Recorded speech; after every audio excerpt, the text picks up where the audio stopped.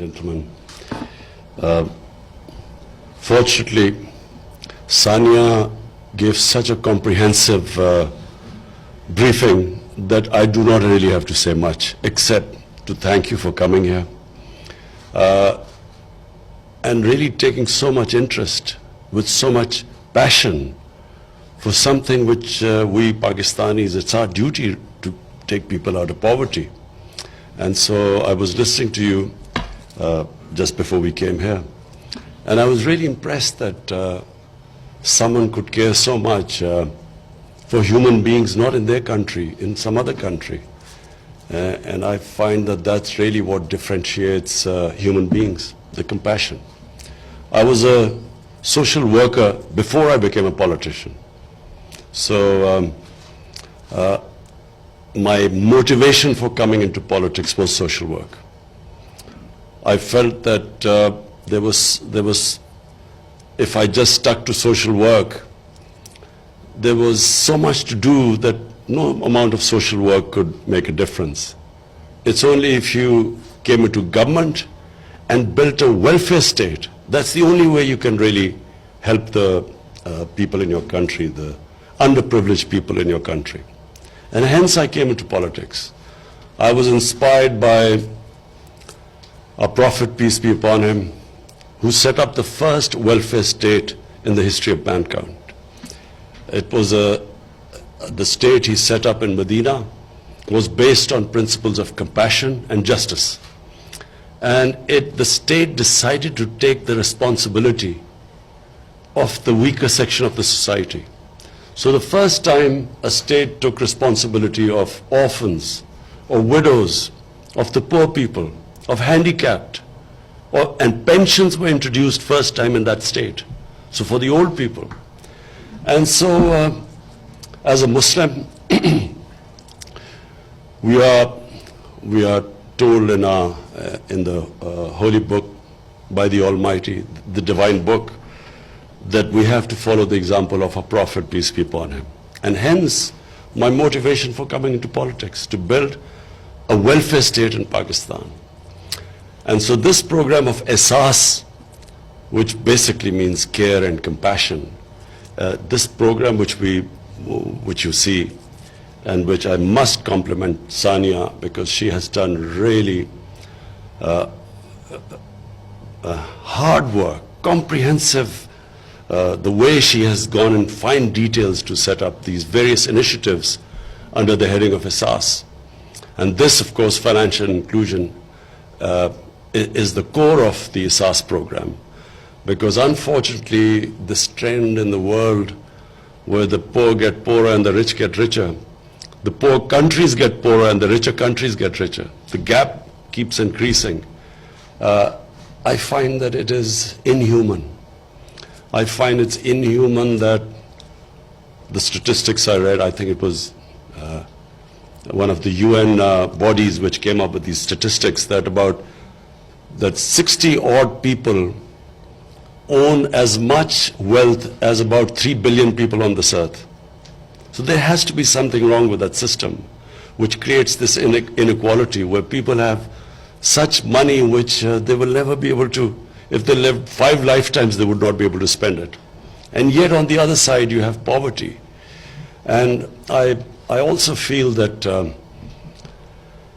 that this greed in the universe, where you have the rich wanting to avoid taxes, so have their offshore accounts and these tax havens, and would do anything not to be part of, not to pay their dues so that you can lift people out of poverty, as what China has done.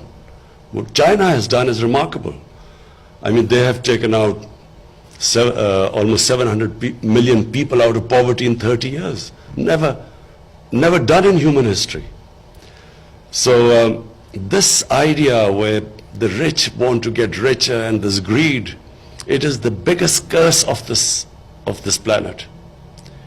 All the problems which our Earth faces, global warming, this environmental degradation, all of them, the root cause is greed, where there's It's never enough.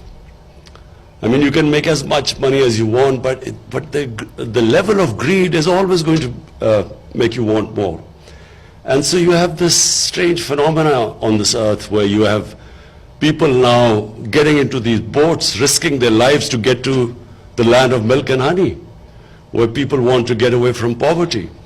So I feel that yes, in our country we will be trying our best, not because of votes, because it's my belief that it's not a civilized society where you have such poverty, where sections of your society are deprived of their daily needs, and the rich just want more and more money and don't pay their taxes. So this is a real, what we have, my government has decided that we will be the first government that is going to, all our policies will be to lift people out of poverty. So whatever we do, our economic policies, our agriculture policy, whatever policies we make, the bottom line will be how does it help the poor people, as opposed to the elitist policies we've had in the past, where policies are only made for a small elite society. So our education system is only for a tiny elite class. You have three-tier education systems. So one is for the small elite class, which has this privileged education. Then you have the government school education, which is for the poorer section. And then right at the bottom, you have these Dini madrasas, which are religious schools, which cater for the poorest of the poor. So we have a three-tier system. So the poor, the bottom two, do not get good jobs. So the society only caters for the elite. The hospitals are for the elite. Taxes, poor people, common people pay taxes because most of our taxes come from indirect taxes. The rich hardly pay taxes. So the whole mindset has to change, where the whole society as a whole decides that we cannot allow this unfair, unjust system to continue. And this Asas program is a beginning. We hope that as it starts kicking in, Sania has made great efforts to make sure that there's credibility, that there's integrity in the system, that we do not allow the system to be misused, as most of our programs are misused. So we've taken great care. People are, because of our economic situation, for our restructuring the economy, getting out of an economic crisis, people are suffering. But we decided that we're not going to throw away money unless and until we have a credible system of distribution. The most vulnerable section are women from the poor background. And we cannot, as society, cannot move forward if it does not educate and look after its women. So our top priority is to lift our women out of poverty. And we have a big range of measures which we hope that we will be able to take them out of poverty.